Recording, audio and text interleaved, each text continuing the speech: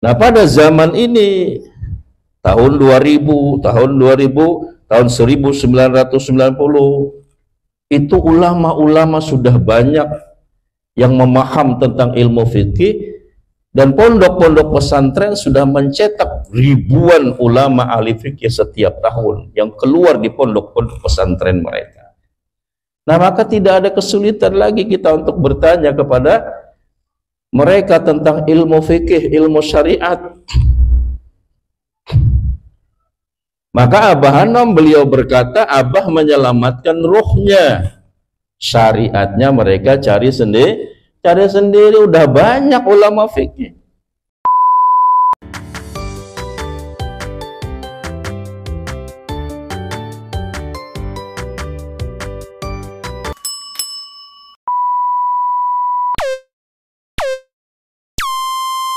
Assalamualaikum warahmatullahi wabarakatuh. Bismillahirrahmanirrahim. Alhamdulillahirabbil alamin. Wa bihi nasta'in ala umurid dunya waddin. May yahdihillahu fala mudilla lahu wa may yudlilhu fala hadiyalah. Asyhadu an la ilaha illallah wahdahu la syarikalah. Wa ashhadu anna sayyidana wa nabiyyana wa habibana wa syafi'ana sayyidana Muhammadan abduhu wa rasuluhu la nabiyya ba'dah. Allahumma salli wa sallim wa azim wa karim ala habibina wa syafi'ina sayyidid dunya wal akhirah sayyidina wa maulana Muhammad ibn Abdillah wa ala alihi wa ashabihi wa man tabi'ahu ila yaumil qiyamah. Amma ba'd. Faqad qala Allah Ta'ala fil Qur'anil Karim, a'udzu billahi minasyaitonir rajim. Istahwada 'alaihimuz syaitanu fa'ansahum dzikrullah, ulaika hizbus syaitan, ala inna hizbas syaitan humul khasirun. Faqala ta'ala aydan faman a'rada an dzikri fa innahu ma'isyatan dhanka wa nahsyuruhu yaumal qiyamati a'ma. Qala an-nabiyyu sallallahu alaihi wasallam, alaikum bimujalisatil ulama wa istima'i kalamil hukama fa inna Allah ta'ala yuhyil qalbal mayta bin nuril hikmah kama yuhyil ardal mayta bima'il matar, atau kama qala an-nabiyyu sallallahu alaihi wasallam. Ma'asyiral muslimin wal muslimat, ikhwan wal akhawat, bapak-bapak, ibu-ibu, jamaah manakib Sultanul Auliya wa Tajul Asbiya Syekh Muhyiddin Abdul Qadir Al-Jilani qaddasallahu sirrah, ikhwan wal akhawat Thariqah Qadirah Naqsyabandiyah Pondok Pesantren Suryalaya Tasikmalaya Jawa Barat, khususnya kita yang hadir dan siapapun yang ada andil dalam terlaksananya manakib pada kesempatan sore hari ini, bil khusus pemangku manakib Bapak Haji Samsul dan seluruh keluarga besar beliau, mudah-mudahan kita semua dan beliau dalam rahmat dan ridha Allah Subhanahu wa taala. Allah kabulkan segala hajat, baik urusan dunia dan akhirah, anak, istri, keturunan kita dijadikan Allah orang-orang yang saleh dan solehah, disukseskan Allah dunia dan akhiratnya. Yang kami hormati Ketua LDTKN Pondok Pesantren Suryalaya, perwakilan Kota Palembang dan seluruh jajaran kepengurusannya, pengurus LDTKN Pondok Pesantren Suryalaya Provinsi Sumatera Selatan, dan yang kami hormati wabil khusus para sesepuh TKN Pondok Pesantren Suryalaya, Bapak Haji Samsul dan seluruh keluarga besarnya, Bapak Haji Pauji, Bapak Haji Johan, dan yang lain yang mohon maaf saya tidak hafal satu persatu. Mudah-mudahan beliau-beliau semua senantiasa Allah berikan kesehatan, Allah panjangkan umur mereka, dan senantiasa diberikan kekuatan, kemampuan untuk terus berkhidmat kepada Syekh Mursyid dalam rangka mengamalkan melestarikan amaliyah TKN Pondok Pesantren Suryalaya Tasikmalaya Jawa Barat. Dan yang kami hormati pula para mubalik, para mubalighah, para ustadz. Mudah-mudahan para mubalik, para mubalighah kita, para ustadz kita senantiasa Allah tambahkan pengetahuannya sehingga menjadi berkah bagi para ikhwan wal akhwat khusus yang ada di Sumatera Selatan. Dan juga yang kami hormati Ibu Bella, Ketua Ibu Bella dan seluruh jajaran kepengurusannya. Mudah-mudahan terus berkhidmat, terus melayani dalam rangka kita menjadi khaddam mursyid guru kita Syekh Ahmad Sohibul Wafa Tajul Arifin. Apapun potensi, apapun profesi kita, apapun kelebihan yang Allah berikan kepada kita, kita gunakan salah satunya adalah sebagai wadah untuk kita meraih, mendulang barakah karamah daripada wali Allah Subhanahu wa Ta'ala. Bapak Ibu ikhwan wal akhwat yang dirahmati Allah, alhamdulillah pada sore hari ini kita bersama-sama diberikan Allah hidayah serta taufiknya sehingga kita bisa bersama-sama hadir di tempat yang mulia ini, meninggalkan kesibukan kita masing-masing, meninggalkan kenikmatan, kesenangan duniawi kita masing-masing, dengan bersama-sama kita hadir di sini dengan niat yang sama, semata-mata kita untuk mencapai ridha Allah Subhanahu wa Ta'ala, dan juga kita belajar untuk mengikuti tuntunan bimbingan daripada guru kita Syekh Mursyid Kamil Mukamil Syekh Ahmad Sohibul Wafa Tajul Arifin, yang memerintahkan kepada para murid untuk melaksanakan khidmat ilmiah, khidmat amaliyah manakib Syekh Abdul Qadir Al-Jilani Qaddasallahu sirrah. Bapak Ibu ikhwan wal akhwat yang dirahmati Allah, kita hadir di tempat yang mulia ini tentunya kita meluangkan waktu kita, meninggalkan pekerjaan kita, dan jangan Bapak Ibu mengira bahwa kita hadir di majelis-majelis orang-orang yang saleh, wabil khusus di dalam majelis yang telah menjadi tuntunan bimbingan tarbiyah daripada Syekh Mursyid, wabil khusus kita bagi para ikhwan Thariqah Qadir Naqsabandiyah. Jangan kita anggap kehadiran kita itu sesuatu yang hanya biasa-biasa saja.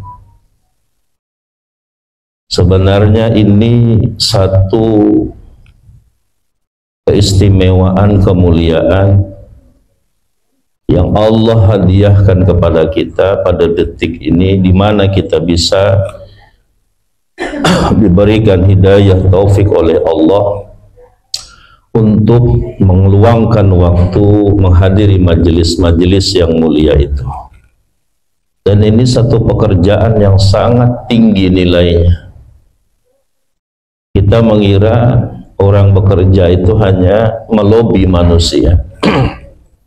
Padahal ketika kita hadir di majelis-majelis yang sudah menjadi tuntunan dan bimbingan daripada Syekh Mursyid, itu kita dituntun oleh beliau untuk melobi kepada Allah. Dan ini pekerjaan yang sulit. Kalau melobi manusia mungkin kita bisa berjumpa secara kasat mata, secara lahiriah, bisa kita interaksi dengan mereka. Tetapi dengan kita melobi kepada Allah, ini yang merasakan hanya iman, dipandang melalui kacamata iman kita semua, dan itu dirasakan oleh kebahagiaan, kenikmatan ruhani kita masing-masing. Maka ketika setelah kita selesai baik khataman Baik kita selesai manakiban, kelihatan dari wajah para ikhwan itu keceriaan. Padahal duduk pegal itu Pak. Kita ndak main handphone, tidak kita sibuk dengan dunia, kita sibuk hanya melatih qalbu untuk senantiasa terhubung kepada Allah. Kita sibuk senantiasa semata-mata mentakzim kekasih Allah, yang menurut cerita ketika disebut nama Syekh Abdul Qadir, kata beliau, wa ana hadirun. Dan saya sudah sering mendengar cerita itu dari orang-orang tua kami dulu, dari ayah kami sendiri. Beliau diceritakan dari ayah beliau. Ini barat ilmunya itu musalsal ini, bahwa ketika Syekh Abdul Qadir disebut nama beliau, beliau itu hadir. Maka kita jaga, ada di mana di situ ada kekasih Allah. Di situ ada guru ruhani yang bisa dirasakan sebenarnya bagi orang-orang yang telah merasakan dekatnya dengan mahabbahnya dengan kekasih Allah tersebut. Nah ini maka kita para ikhwan wal akhwat, hadir kita di majelisnya mursyid, jangan kita anggap itu seperti mungkin kita hanya hadir di majelis-majelis pada umumnya yang dahulu bukan menjadi tuntunan daripada kekasih Allah Subhanahu wa ta'ala. Kita hadir di satu majelis yang sangat mulia, hadir di satu majelis yang dipimpin oleh seorang yang membawa kita kepada Allah. Kafilah-kafilah rombongan yang menuju kepada Allah, yang membawa kita untuk mencapai keridhaan Allah. Ini bukan sesuatu yang mudah Bapak Ibu, dan bukan pekerjaan yang ringan membawa manusia untuk mencapai ridha Allah. Yang dulu dia sibuk dengan dunia, yang dulu dia bergelimang dengan merah, hijau, kuning kelabunya dunia ini, untuk merubah itu sehingga membawa mereka untuk fafiru ilallah wa anibu ilallah, berlari dan kembali kepada Allah. Yang asalnya kita terlena dengan manis indah hijaunya dunia ini 20, 30, 40, 50 tahun, dibalikkan untuk kita mencintai full kepada Allah. Ini bukan pekerjaan yang ringan, bukan pekerjaan yang perlu, ini pekerjaan yang perlu proses waktu yang sangat panjang. Karena untuk merubah rohani manusia dari mencintai dunia untuk mencintai full kepada Allah, ini berat Bapak Ibu yang dirahmati Allah. Seperti orang misalnya sudah terbiasa jalannya mereng selama 50 tahun. Ini kalau diluruskan jalannya agak susah. Ini guru yang melatih dia jalan ini perlu waktu, perlu proses, perlu kesabaran, perlu cara bagaimana dia agar bisa jalan normal seperti dahulu. Seperti itulah kita, 30 tahun, 40 tahun, 50 tahun kita mencintai dunia ini, yang menurut pendapat para sufi Allah tidak mencintai dunia ini, tetapi kita full mencintainya. Nah, bagaimana membalikkan kecintaan itu agar kita bisa full mencintai Allah, itu bukanlah sesuatu yang mudah. Maka kita hadir di majelisnya mursyid, majelis yang untuk membawa kita kepada Allah, majelis kafilah rombongan yang menuju kepada Allah. Maka lekas kita masuk ke dalam rombongan itu, lekas kita bergabung dalam rombongan itu. Sebelum mereka jalan sudah jauh kita tertinggal. Ini untung Bapak Ibu, langka majelis-majelis seperti ini. langkah manusia seperti Abah Anom itu ditemukan pada akhir zaman. Dengan tuntunan bimbingan beliau yang tidak banyak syarat dan tidak banyak aturan.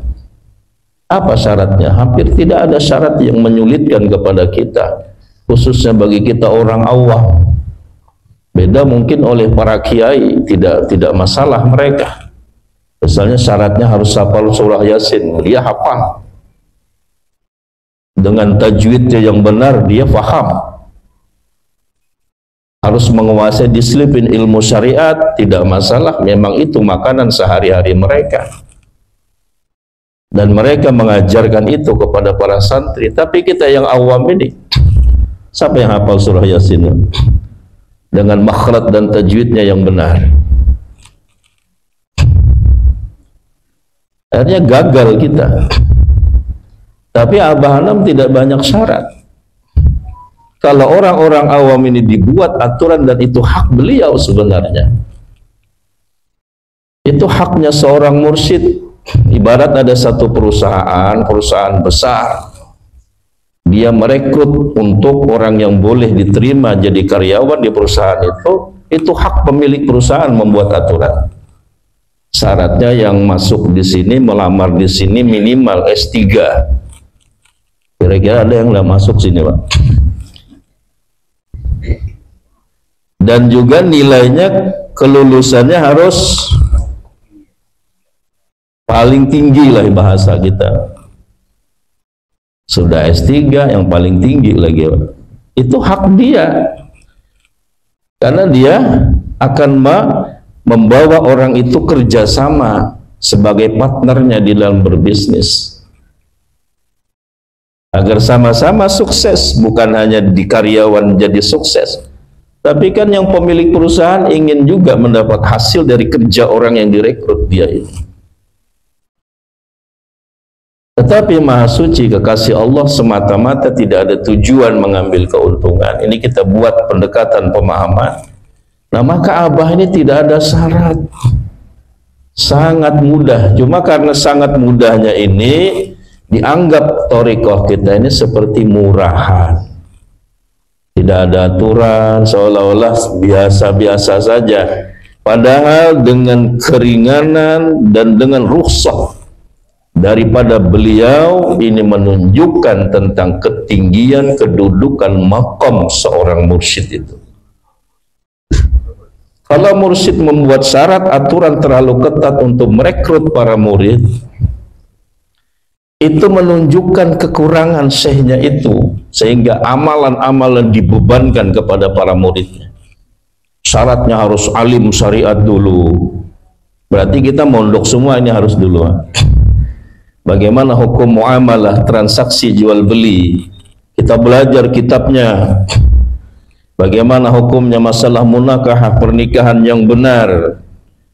Bagaimana hukumnya ibadah-ibadah, masalah ubudiyah, ibadah secara syariat lahiriah, mandi wajib, wudu yang benar dan sebagainya. Maka di sini Bapak Ibu, yang kita ada beberapa daerah yang kita silaturahmi kepada para ikhwan di daerah itu, yang menjadi senjata kritikan orang-orang yang tidak senang dengan thariqah. Mereka mengeluarkan fatwa orang yang berthariqah itu syaratnya harus alim syariat. Kita tidak menyalahkan pendapat mereka. Dan memang benar dari Bapak banyak kitab-kitab para ulama-ulama ahli fikih membuat syarat seperti itu. Kita tidak menyalahkan. Karena memang itu ijtihadnya ulama ahli fikih. Tetapi ada seorang mujaddid, pembaharu dalam ilmu tasawuf akhir zaman, yang beliau menerima muridnya walaupun orang yang paling bodoh di bumi sekalipun. Nah, ini syukurnya. Kenapa beliau menerima ini? Kau seolah-olah bertentangan dengan fatwanya para ulama ahli fikih. Seolah-olah thariqah Abah Anom ini bertentangan dengan ijtihadnya para mujtahid dalam ilmu fikih. Maka kita para murid, para ikhwan, kita berikan pemahaman. Kita tidak menyalahkan pendapat para ulama syariat. Yang dikhawatirkan nanti thariqah ini bertentangan dengan syariat, seolah-olah berlawanan, dan tidak ada thariqah itu yang menyalahi syariat. Karena memang syariat ini asasnya thariqah, pondasinya bisa dibina, dibangun thariqah dengan benar. Artinya apa? Memang benar pendapat ulama-ulama ahli fikih pada masa lalu, yang mungkin pada tahun 50, pada tahun 60 dengan muktamar-muktamar mereka, itu pada masa itu memang sulit kita temukan ulama ahli fikih. Hidup zaman itu zaman tidak aman, mencari ulama dahulu itu sangat sulit, dan ulama-ulama dikejar-kejar oleh penjajah pada masa itu. Nah, pada zaman ini tahun 2000, tahun 1990 itu ulama-ulama sudah banyak yang memaham tentang ilmu fikih, dan pondok-pondok pesantren sudah mencetak ribuan ulama ahli fikih setiap tahun yang keluar di pondok-pondok pesantren mereka. Nah, maka tidak ada kesulitan lagi kita untuk bertanya kepada mereka tentang ilmu fikih, ilmu syariat. Maka Abah Hanom beliau berkata, Abah menyelamatkan ruhnya. Syariatnya mereka cari sendiri, udah banyak ulama fikih. Sekarang ini pun sudah ndak usah lagi datangin ustadz, sampai buka di Google aja, tanya sama Mbah, menurut Imam Syafi'i rukun wudu ada berapa? Langsung dijawabnya dengan dalil kitabnya. Inilah ulamanya sudah ini. Artinya ini menyelamatkan umat akhir zaman yang menurut sebagian para ahli pada masa lalu, orang-orang yang sebenarnya tidak cukup syarat untuk dibawa berlari menuju kepada Allah. Ini hebatnya beliau, Bapak Ibu, jeniusnya beliau. Ini menunjukkan ketinggian makomnya seorang kekasih Allah tersebut. Tidak banyak syarat, tidak banyak aturan, tidak banyak memberatkan muridnya dengan amalan. Ada tidak kita diperintahkan murid-muridku wajib sembahyang tahajud, kalau tidak tahajud tidak sah jadi murid saya? Tidak ada. Khataman kalian baca semua itu, ya latifnya 16.000, kalau kurang tidak sah. Tidak ada yang mampu. Apalagi orang-orang tinggal di kota besar seperti ini, apalagi di Jakarta, hidup berpacu dengan waktu, sedikit kita lengah diambil orang rezeki kita. Bagaimana manusia-manusia yang sudah seolah-olah mereka sudah tidak bisa selamat lagi, berada di tebing api neraka. Ini siapa yang menyelamatkan manusia-manusia ini? Maka bersyukur kita, Bapak Ibu. Orang semuanya ini pasti ingin selamat, siapapun dia, walaupun bajingan paling nakal di bumi ini. Ketika kita tanya tentang kematian, ketika kita ceritakan tentang dahsyatnya sakaratul maut, ketika kita ceritakan tentang dahsyatnya azab kubur, langsung pucat mereka. Artinya semua orang ini ingin mengharapkan dapat rahmat Allah, masuk ke dalam surga Allah. Tapi kemana mereka mau ngadu? Siapa guru yang mampu membawa aku untuk bisa selamat? Akhirnya banyak yang putus asa dari rahmat Allah. Seolah-olah mereka sudah sudah jadi bakaran api neraka. Tidak ada yang menuntun, yang membimbing. Maka kita bersyukur, Bapak Ibu, ada mujaddid di dalam tasawuf akhir zaman, seorang mursyid kamil mukamil, sultanul awliya fi zamanih, al-arif billah, bahrul karamah, al-alimul allama, Syekh Ahmad Sahibul Wafa Tajul Arifin. Maka bersyukur para ikhwan wal akhwat, bersyukur kita ini luar biasa. Makanya kami ingatkan pada para ikhwan wal akhwat dan juga para ustadz-ustadz kita, mubalik kita, tolonglah diajarkan syariat kepada para ikhwan yang mungkin banyak yang masih ada kekurangan dalam syariat kita. Jangan kita tertipu dengan bahasa yang penting saja zikir saja, nanti syariatnya bisa sendiri. Itu bahasa-bahasa yang menyesatkan. Tidak ada dasar daripada salafus saleh, tidak ada bahasa itu diucapkan oleh Rasulullah. Ini yang namanya dhallum mudhil, orang sesat menyesatkan. Yang penting kita zikir, yang lainnya nanti bisa sendiri. Tidak bisa. Karena Rasulullah bersabda, al-ilmu bita'allum. Kata Nabi, ilmu itu didapat dengan belajar. Belajar dengan ahlinya, itu Allah perintah. Fas'alu ahla dzikri in kuntum la ta'lamun. Tanya ahlinya kalau kalian tidak ngerti. Misalnya kita tidak ngerti bagaimana syarat wudu yang benar, solat yang benar. Ibu-ibu hati-hati solat. Bagaimana solat yang benar? Tanya kepada ulama ahli fikih. Jangan masang rokok yang kelihatan cuma jidat, channel alisnya yang kelihatan. Jidatnya tertutup semua. Ini siapa yang ngajarkan cara sholat seperti itu? Masang rukunya seperti itu siapa yang ngajarkan? Nanti ketika sholat Allahu Akbar, takbirnya tidak kedengaran, sampai salam tidak kedengaran. Itu siapa ngajarkan ibadah seperti itu? Harus belajar kita. Jangan menuruti akal dan hawa nafsu kita masing-masing.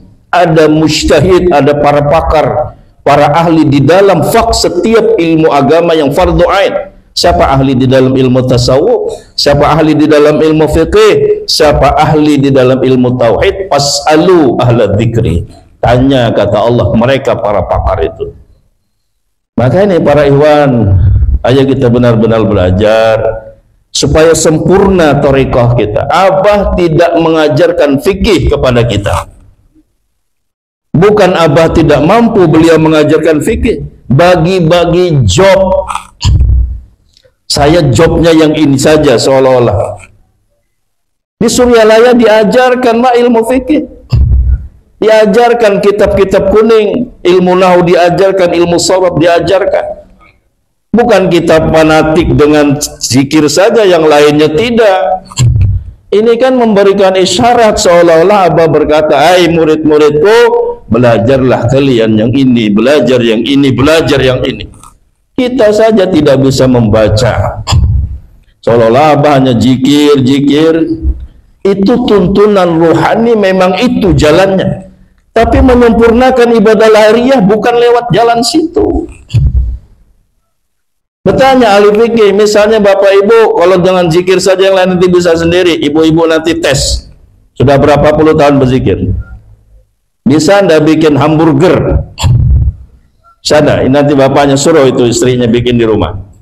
Nggak usah ngeliat makanan orang luar itu, nah. Katanya dengan zikir nanti yang lain bisa sendiri. Dengan zikir nanti katanya bisa sendiri. Tanya bahasa Arab, ta'al ya walad, apa artinya? Katanya bisa sendiri. Nah, ini hati-hati Bapak Ibu. Ini pernah sering saya dengar dahulu ada wakil talqin yang mengatakan seperti itu.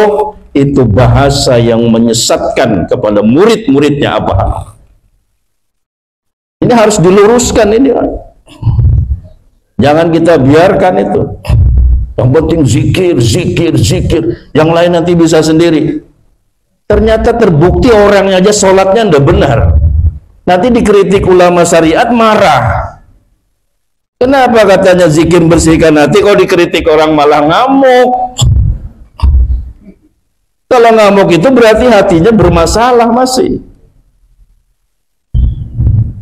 Langsung nantang orang paling bisa hanya syariat. Ingat Allah pasti ndak bisa. Aduh, ada dalil lagi, adu ilmu lagi. Seolah-olah ana khairun minhu, saya lebih baik dari kalian. Kalian cumanya ngerti cara rukun sembahyang, tapi ingat Allah nggak ngerti. Akhirnya sombong lagi.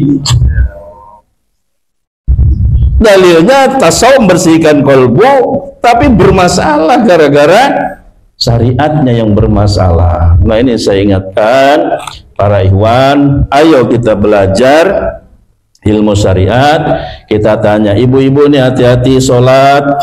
Saya ingatkan tadi, ibu-ibu ada nih takbir, dari takbir sampai salam tidak ada suaranya. Ini siapa gurunya yang ngajarkan ini? Jangan sampai katakan Abah Anwar mengajarkan seperti itu. Oh, ini dosa besar sampean. Menjual nama beliau untuk memuluskan apa yang kita lakukan.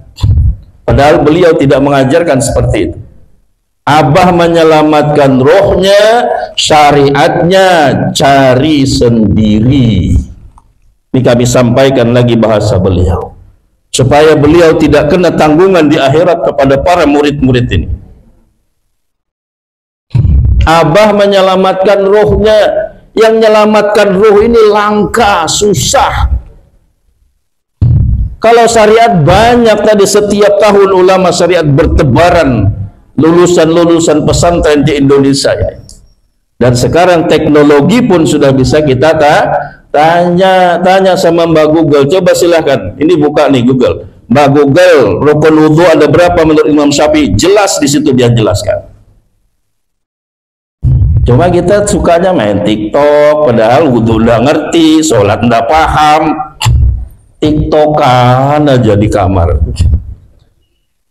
Ayo kita cari kekurangan kita, jangan merasa cukup dengan yang kita sudah dapat. Kita bersyukur mendapat ini, tapi apa yang kurang? Kalau saya seperti ini tidak ada perubahan, kau masih seperti ini. Bukan tarikatnya yang salah.